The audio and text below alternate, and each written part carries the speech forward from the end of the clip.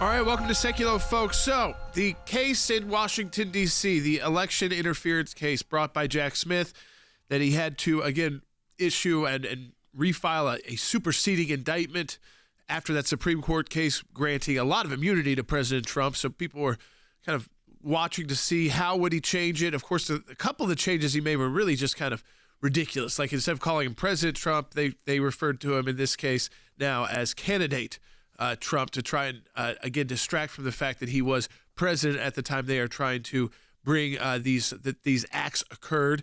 Of course, there were some charges they had to drop completely, but if you actually look at the charges they brought, two of which in a different Supreme Court case that we filed in were tossed out by the Supreme Court as charges that would not be relevant in these cases, even to those who entered the Capitol illegally on January 6th, remain in this case. And then, of course, so they're explaining today kind of a timeline.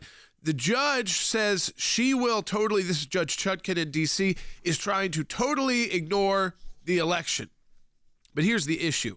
There's issues within this because, for instance, the discussions with Vice President Pence, is that part of his official, job as president? Seems like it, because when you talk to your vice president and your president, even if you disagree with each other, that would appear to be official actions. Well, who gets to decide if that's official or not, and thus could be used in court against President Trump or is covered by immunity? Well, of course, President Trump's attorneys asserted, this was made pretty clear by the Supreme Court, that would be covered already, that he'd be immune from that. You have to toss that communication out. Judge Chutkan said the Supreme Court says she gets to make the decision on whether or not there's immunity there. So that issue alone is ripe for appeal to go to the D.C. Court of Appeals, then ultimately, likely, I see another trip potentially to the U.S. Supreme Court. So what does it mean for the timeline? Well, it's interesting, Will, because she said, I don't care about the elections. I'm not considering the elections at all. President Trump, by the way, he pled not guilty to all of the charges, all of the counts. It was a pretty simple. He did not have to be in the courtroom today. And of course, there's not cameras allowed in federal court.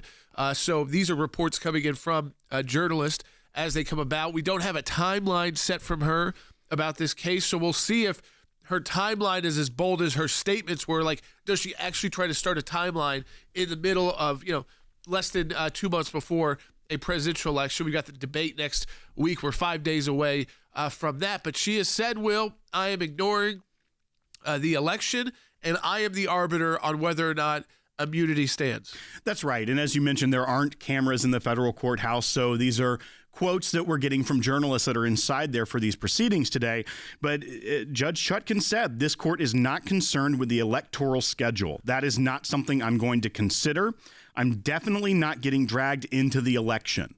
So the fact that we already brought up that it appears Jack Smith was violating Department of Justice regulations and guidance already with bringing the superseding indictment at the time he did, now we know that the judge in this case is not going to even consider that in her scheduling. Once again, it appears more election interference from the DOJ, and this is the day after we see them have the Attorney General parade out there complaining about what? Russian interference in the election. Russian interference. And folks, just again, we know the Biden-Harris administration will continue to weaponize this deep state. I mean, look at this, folks. They're continuing right up through the election to undermine your freedom, and it won't stop until we do something about it together. Tulsi Gabbard is going to be joining us on the broadcast today. She served her country, still does, in the military for over 2 decades. She's been targeted by that TSA terror watch list and the Quiet Skies program.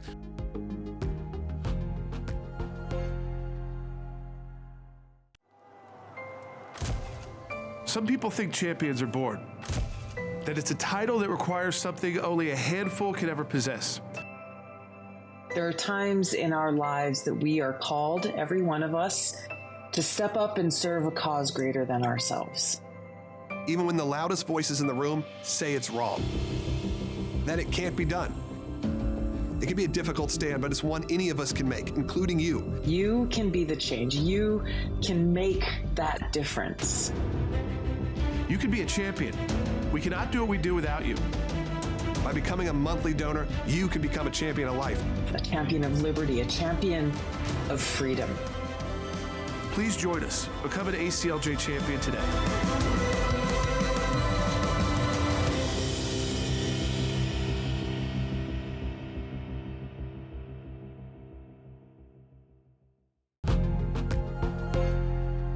If President Trump wins, these cases fall apart. If he loses, I think the cases fall apart as well. It's like you don't have a stomach to continue to prosecute a former president if he lost a second election cycle. If he does win, all he has to do is instruct the Department of Justice to drop these cases. And everybody expects that to be the case. I don't think there would be any surprise there that would be done. But the fact is that until that moment, the DOJ is trying to politicize their role as much as possible. So I think with moving forward with the superseding indictment as quickly as they could, even though the Supreme Court slapped them down so hard, to try and get back into court like they did today, get the not guilty plea again from President Trump on this superseding indictment. They've already gotten that once on the initial indictment and rewriting it. And then the Merrick Garland coming out with the Russia again and having, the Russian disinformation coming through, I guess, websites, and they're supposed to look real, but they aren't real, and they're trying to mislead American voters. It's the exact same playbook. They are restarting it once again. That's right. And in this case, as we mentioned earlier, Judge Chutkan is the one who's going to have to be the arbiter of some of these immunity issues. We know that the Supreme Court gave feels like very strong guidelines about what many of those are, many of them outright. They were like, if it was a conversation with someone that is in this department in the executive branch, that's immune. But there are some of the other issues that she's going to have to parse out. And the attorney here for President Trump, John Lauro, he's actually asking for an evidentiary hearing because Judge Chutkan said immunity needs to be dealt with as early as possible. And he wants a full and robust record on that early. So that's what people refer to almost as like the mini trial. It's where the prosecution has to bring forward and kind of present their evidence to the judge so that she can make decisions on what's allowed and what's not allowed. So that is something, though, that we'll find out when she sets this schedule, maybe even later today, but whether or not that's something that could happen before the election. If there's an evidentiary hearing where Jack Smith has to go in there and kind of lay everything out on the table, and the judge then needs to parse out what things are allowed and not allowed based off the immunity ruling of the Supreme Court, we could see something like that if the judge in this case, is wanting an accelerated timeline to try to get this going, because she opened the court this hearing today with almost a joke of, oh, I haven't seen you guys in a while. You're looking good, because it's been nearly a year because of the Supreme Court's action on this case that put everything on hold since really late last year. So even that, the judge was kind of making a joke to try to crack the ice, break the ice a little bit as they came back into court for the first time in many, many months. Yeah, I mean, again, I think what you're honestly looking at here is it's probably the next most interesting thing as we're going through the Trump legal world is back in New York. It's again that the Judge McCann, the sentencing date, which is on the 18th. So that's right in the middle of, you're talking about 8 days after the first debate. This, again, I think all of that will be appealed. None of that's going to go into effect immediately. And in fact, that could even be delayed as of right now. So I don't know if that 18th date will stand. We will see. A lot of people thought it would not. But many conservatives believe that Merchan is also politically motivated and wants to issue a guilty plea and kind of cause chaos pre-election and maybe even try, and that's what they're saying, even try to issue some kind of prison sentence for Donald Trump. So again, I think it's a time not to get too distracted. We want to update you on all of this, of course, because it's coming back, and of course with Hunter Biden trying to close out some of his legal woes. I think because of where his dad stands now, not seeking re-election, get the legal cases finished, then get the pardons, and ultimately whatever plea deals you've made and whatever decisions, probably anything there, it gets wiped out. So he's doing that. Donald Trump, on the other hand, I think if you're the Trump campaign, you focus on the campaign, you let the legal team handle these legal cases, and again, this I don't see this tracking with voters the way Democrats wished it would. In fact, we know that each time that they focus on this, President Trump has gotten more support. This is actually what unified early President Trump's Republican support. And it was why other Republican candidates, when people were saying, is there some option other than President Trump? It was after the Mar-a-Lago raid. That was like it. People said, you know what? If this is what they're going to do to Donald Trump, we're going to unite behind him. And in fact, that stayed with him the entire primary. Jordan, the other news that you were talking about, the Hunter Biden plea change here in Los Angeles. So for people that are just watching, there was supposed to be jury selection today. Yeah. That's why they were at court. The trial is about to begin, and there's now reports that the DOJ wasn't aware that the attorneys were going to go in for Hunter Biden and try to make this last-minute change. They were moments away from beginning jury selection. So prosecutors were there today prepared to start the proceedings with jury selection to move forward with trial, and now they're coming up with a kind of a switcheroo for the prosecution, and they're reporting that this is going to be an arrangement like an Alford plea, where it's a guilty plea on paper, but the defendant is acknowledging that they could be convicted, so they're avoiding trial, but not necessarily. They're saying they're guilty, but not necessarily saying they're guilty. A lot of people that listened to the Serial podcast back in the day heard much about the Alford plea back in those days. But do you see this, of the attempt to avoid the trial, as a way for Hunter Biden to get out of this soon, say I'm guilty, they hand down a punishment, and then Joe Biden can claim, whether he commutes a sentence or pardons him outright on his way out the door, I didn't interfere with the judicial system because I didn't interrupt a trial. I didn't stop the trial from happening. Right. This case was closed, and now I am going on my way out the door to pardon or commute the sentence of my son. Absolutely. I think that's what's happening here. I think that's why you see the team probably surprising even the DOJ, accepting this kind of, putting forward this kind of plea deal. No, we have seen that a number of times. We are seeing that the DOJ didn't know about this plan at all. I think, sometimes, again, his legal team has got a totally new calculation.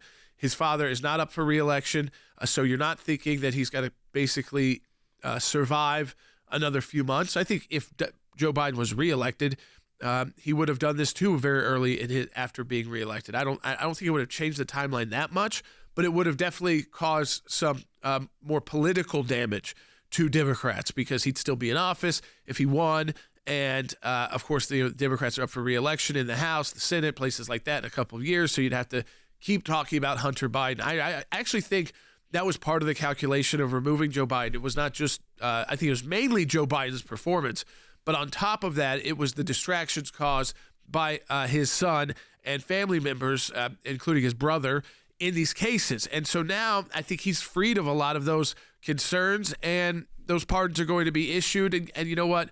We're going to be maybe mentioning them, or we might be so far away from that mattering that it's barely a mention in any kind of news, because it's just not relevant to the broader category of who is governing our country.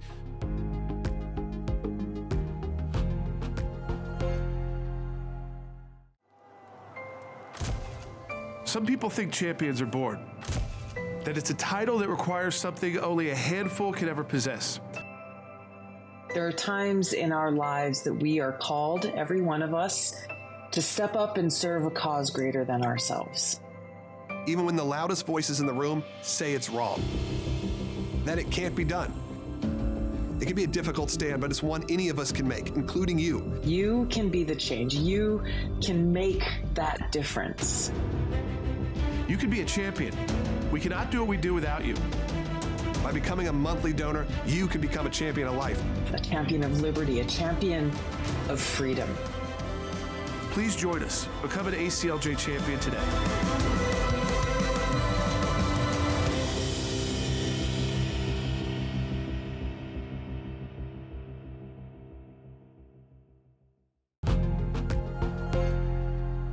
And we've got more Russia news, not about Russia and Ukraine, which you'd hope was coming to, that conflict would be coming to an end, but Russian, involvement in our election. So we're supposed to believe, while they're engaged in this ground battle, and again, that they are misleading millions of Americans, that this somehow is going to change the vote.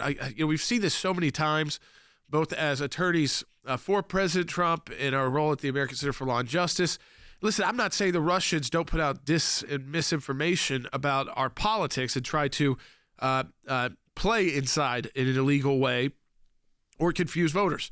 But the extent to our focus on them instead of China and some of the bigger players you think in the world who have less less distractions going on, they're not at war, a war that's getting deeper inside Russia. They think this works. Take a listen to, this is their Attorney General of the United States still, Merrick Garland. In a separate enforcement action, the Justice Department is seizing 32 internet domains that the Russian government and the Russian-sponsored actors have used to engage in a covert campaign to interfere and influence the outcome of our country's elections. As alleged in our court filings, President Vladimir Putin's inner circle, including Sergei Kirillenko, directed Russian public relations companies to promote disinformation and state-sponsored narratives as part of a program to influence the 2024 U.S. presidential election. An internal planning document created by the Kremlin states that as a goal of the campaign is securing Russia's preferred outcome in the election. Which is Kamala Harris winning the election. Now that we know. We've heard it straight from Vladimir Putin. So, I would think that would be Russia's goal as well. And listen, they've handled the United States pretty well these last 4 years. Do you really think they want Donald Trump in? Like, as he said, he thinks that the conflict would come to an end before he was even in office. If he is elected again, I guess you would call it a re-election still. But because of the conversations you would have during the transition, that the Russians and the Ukrainians would figure something out and it would be over because of his relationships and their concern about dealing with other issues they may face with a continued conflict that the incoming president of the United States is so against. Now, you can believe that or not believe that, but I certainly think if you're Russia and you're Putin right now, Harris, I don't think he's actually playing us that much. I think that, he wants you to think that. But I think Harris, obviously, much less experience, including with walls, a lot less experience dealing on the international stage. We don't even really know what she was able to do, what she is responsible for internationally. Well, I mean, she gets all these different roles, and then she says she doesn't have these roles. So, I'm guessing she doesn't want to own the Russia-Ukraine matter. But President Trump's been clear, and so you can hold him to it, that he believes he could bring that conflict to an end very quickly and with the threat of other actions by the United States that would not include U.S. troops or more military assistance. That's right. And it's so ironic to me that they keep pushing this Russia narrative.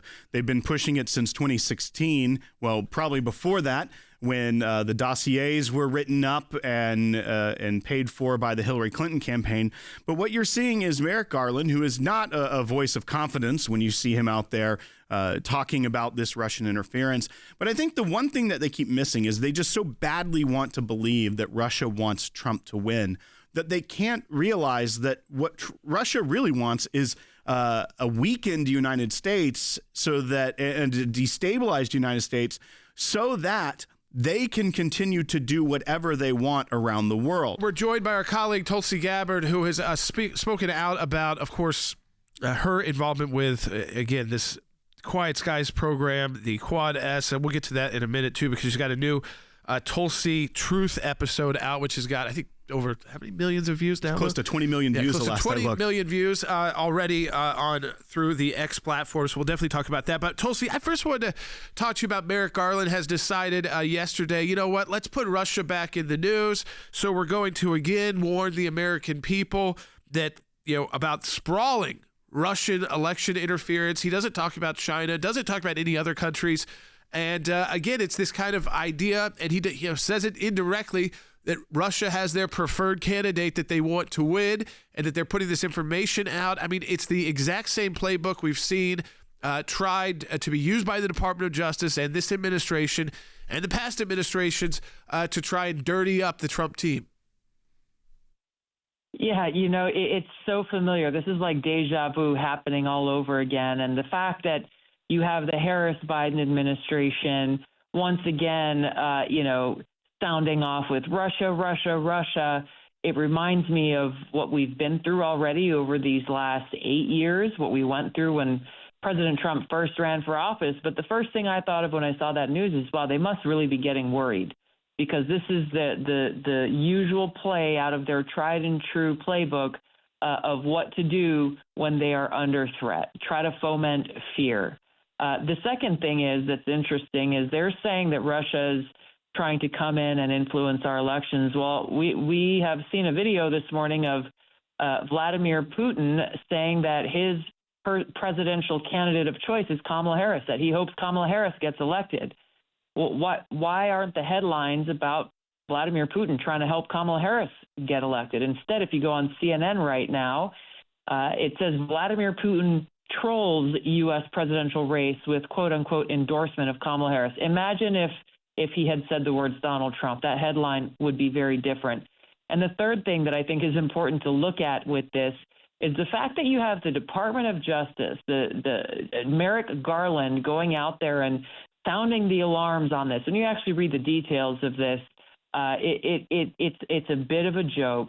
But also, why isn't he sounding the alarms about how Amazon, with their Alexa, is trying to influence the election and interfere in our election? When people ask, hey, which candidate is the best candidate to vote for? Is it Kamala Harris? And Alexa has a whole bunch of nice things to say about Kamala Harris. But if you ask the same question about Donald Trump, Alexa says, well, we don't participate in any kind of political activity. This is one of many examples of how big tech and some social media companies, how the mainstream propaganda media in many cases is trying to manipulate and influence the outcome of our election by telling people what they want us to hear rather than telling people the truth.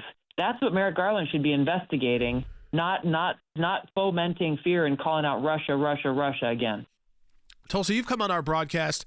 You've talked about very openly, and you did also on your the Tulsi and the X Truth video that you did for X. Again, it's almost got 20 million views, and kind of outline for people the treatment you've received since speaking out against Kamala Harris, talking about when you were debating her, and because leaving the Democrat Party, you can even find the kind of date, you can kind of tie it to the exact date that both you and your husband started getting this enhanced screening, which is this Quad S, which you get on plane tickets. People may have seen this before. And like you say in the video, if you get it once or twice and you're a regular traveler over years since it's been in place, you can say, okay, that's just something that's random. It means secondary security screening selection. But there is something that is above Quad S, which is the Quiet Skies program, which utilizes the Quad S screening, but then adds to it, federal air marshals directly following the individuals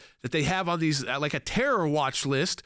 And you believe, and we believe, at the ACLJ, as we represent you, we're filing another FOIA today with TSA on behalf of you and your husband for more information as we receive information. And by the way, they've responded more quickly to these FOIAs than any other FOIAs we've ever filed, different departments. But you outlined for people in that video, and I encourage people to check it out. Elon Musk also retweeted it, so it's an easy place to find. It's on our social media accounts too.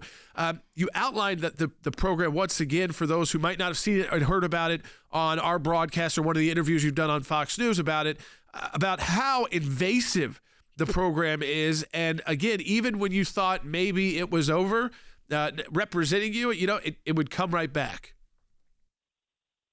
Yes, and we don't know how many people are on this list. I may be the person with the biggest platform who's been added to this list, but there are thousands of other Americans who are on this Quiet Skies secret domestic terror watch list. And who knows how many other secret domestic terror watch lists there are in our government. And that's really the point here. And I'm so grateful to all of you and the team at ACLJ for the work that you are doing in challenging the unconstitutional nature of what of how they are targeting and surveilling everyday law-abiding Americans, and how this administration is using, once again, the national security state as a weapon in their efforts towards political retaliation. And I just want to take a moment to point out here that what's at stake is our fundamental rights and freedoms. My First Amendment right to free speech and my Fourth Amendment right to privacy and against illegal warrantless search and surveillance by my government. You at ACLJ, you guys have had so many years, decades really, of experience defending free speech, defending whistleblowers who are calling out the truth and exposing this exact kind of abuse of power in our government. And I'm so grateful to be standing shoulder to shoulder with you, and just want to encourage your listeners, please help and donate to ACLJ because of the work they're doing, not only with me, but with others whose name may never be in the headlines, but who are also experiencing this very same kind of unconstitutional targeting, in many cases, simply for exercising their right to free speech. I appreciate you for that, Tulsi, and I appreciate you for talking about us in the video as well, because and actually being brave enough to speak about it publicly. Like you said, you may be the most high-profile person that is and that has a platform that you can utilize to bring attention to this program, but we know it's being used against other Americans, and we also know it's a program that just hasn't worked. I mean, the one thing we found out about Quiet Skies is that it's led to zero arrests, zero findings of terrorists. They haven't been able to stop. It hasn't been linked to stopping any terrorist attack. It hasn't been linked to actually finding any terrorist, but it is a process in which American citizens, without any kind of legal processes, are put on a list and treated as though and surveilled as if they may be a terrorist. That's the line they use. It's for potential terrorist, and then they use that Quad S security screening to do that. And I would imagine that most Americans, and we've called on people to say, if you're like a regular traveler and it's happening to you, let us know. But that, again, the fact that they would do it to someone high profile like you, Tulsi, I mean, to me, this is why we have to fight back, because they feel like they could do it to anybody. I don't know that they are bothered by the fact that I'm exposing the truth about them, because they want to send a very chilling message to people, which is if you stand up against the Democrat elite, the Harris-Biden administration, we're going to come after you just like we went after Tulsi. We're going to make you look over your shoulder every time you travel to see whether or not you've got government agents surveilling you or following you around or watching you while you sit on the airplane. Based on what? They won't disclose any of the reasons why. I still have not heard, as you know very well, at all directly from anybody in the government about why I've been added to the list, why I'm still on the list, according to some people who are in touch with those who know.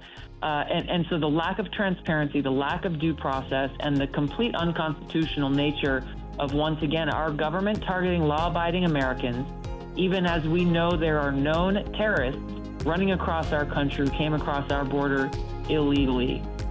We cannot allow this to continue, and that's why I'm grateful to all of you at ACLJ, because you have the courage to stand up and fight against some of the most powerful entities in the country to do what's right.